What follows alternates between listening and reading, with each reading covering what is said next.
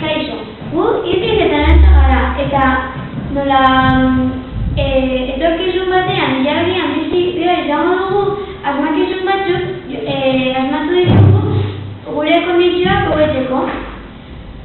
Adibidez, ni ilargian ez dagoenez grabitatea, bai dago, baina oso gutxi, ni panpibot bat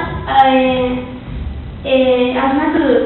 Panpibot bat da botan bezala, baina bere zuela dauka berun likidoa, eta orduan asko pilatzen dute, baina nola ilargian ez dagoen grabitatea, oso gutxi dago, ez dugu nabarituko, baina baina nabarituko dugu grabitatea indar gehiago.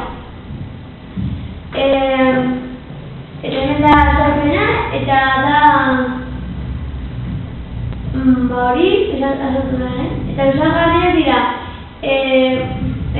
gure punpibotak, bota baten forma dute, berun likidoa daukate grabitatea indarra handitzeko, eta 17 kilogramoko pisua dute, baina ilargian 3 kilo pisatuko dute.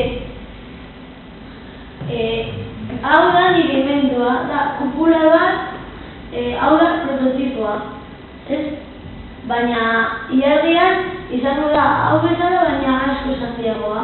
Ikusten duzunez da, kupula bat leku guztietatik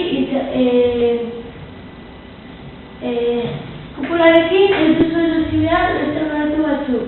Bakarrik, bi euro ordaintzen baduzu, etorriko zara ilargira eta biziko duzu kupulan.